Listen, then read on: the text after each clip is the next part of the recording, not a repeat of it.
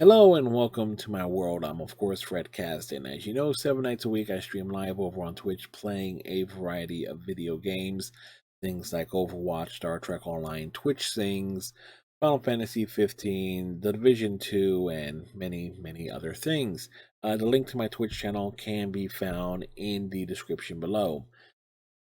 Now, this week's video commentary is about voice chat and the problems that exist with it, and just about any game that you play if you are playing with random individuals, and where verbal abuse, trolling, and harassment can and does take place.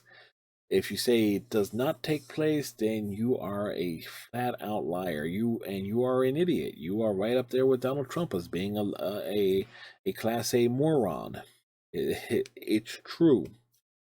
Um, Now the inspiration for this week's commentary comes from a supposed controversy involving a high-level Twitch streamer by the name of FerocilouslySteph, who had the take and opinion that voice chat should be banned in high levels of competitive play as it relates to online gaming. I don't think that's something that could be implemented or would be accepted by the various communities for all these online competitive games.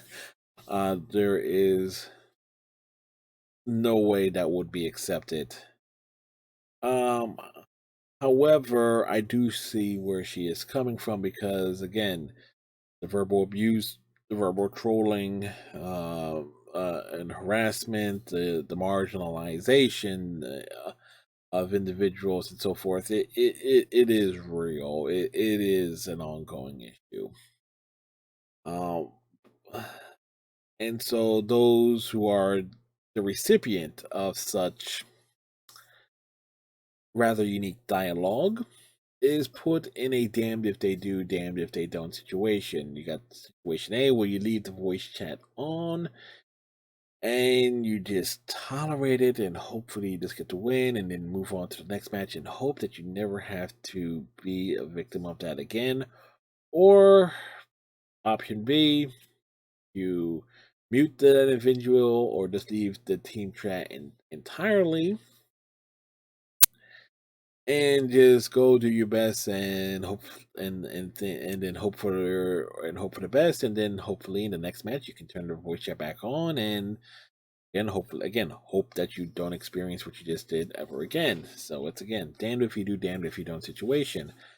From my perspective and experience, I myself basically go into every match in Overwatch, regardless if it's ranked or not, with voice chat off. The only time it's on, and people have seen this when you know Sunday Night Overwatch, the only time I use voice chat in that game is when I am playing with people that I am friends with, the people that I know. That's about it.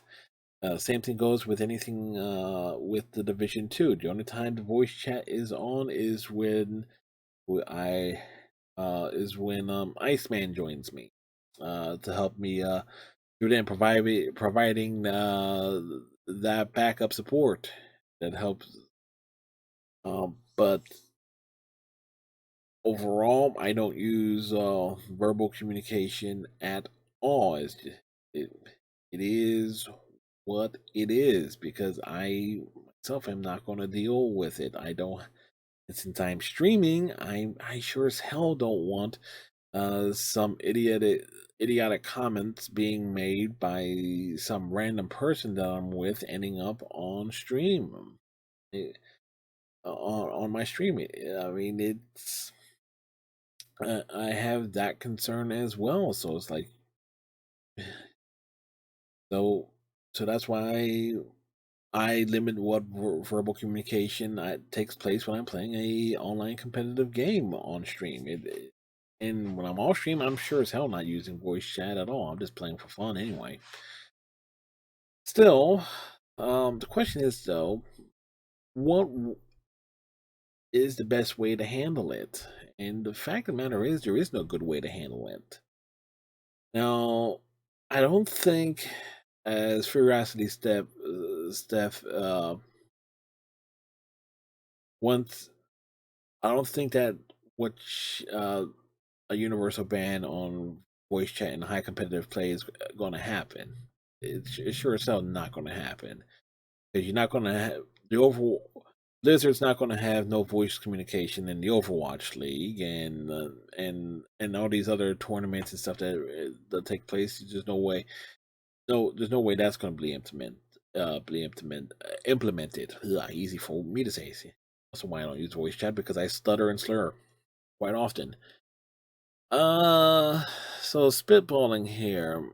I think though the best way to go forward is if you're playing is actually in competitive play limited uh, voice chat to actual teams, people that have actually played together on a regular basis,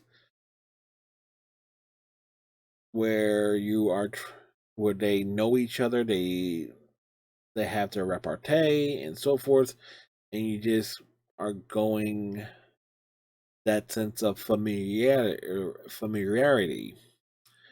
It's like you just don't allow random groups of assortment in it. You draw actually a line between when voice chat can be used and whatnot in competitive matches, and it has to be with people that you know. It's like they are on your friends list. You have played with them. It's like there will be maybe a stat tracker. It's like, okay, how much time have these people played together on this game and whatnot, and and so forth. So you have that teamwork and going into it, and if you can, so you're if half a team is made up of people that can use voice chat and to coordinate with each other, and the other three are what they are, and that's one way to do it.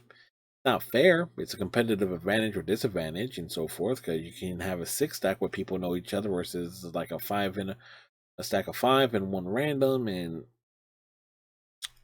that particular assortment in which way. Um, like, but there's and this again off the top of my head, there's just no way it uh, can be done. If you try to limit it, there's no way it will work. It would just be too much of a advantages and disadvantages. If you ban it outright, people are just gonna go to a game that does have voice chat that's not banned in competitive matches. So from a business sense, it doesn't work. So it's again, damned if you do, damned if you don't situation. There is no real answer surrounding it. Comms are what they are, but you roll from just gotta roll with the proverbial punches on it and use your best judgment on what to do. Um, I personally think what I do is the best way, where you just communicate with those that you know. If you're going into a ranked match, go into a ranked match with people that you know. Don't trust randoms uh unless they are straight up show that they are worth dealing with, or that you want to reach out and ask if they want to continue to team up and try and develop a repertoire that way. But yeah, it's yeah. Anyway, boy, did this fall apart as the more and more I thought about it. Again, I don't script these things. I just shoot from the hip. Anyway, on that disappointment, we'll wrap this video up here. Thank you for watching. If you got your your opinions and so forth, leave them in the description below. And of course, subscribe to the channel, follow me on Twitch and so forth, and we'll see you all next week for another commentary. Till then, bye.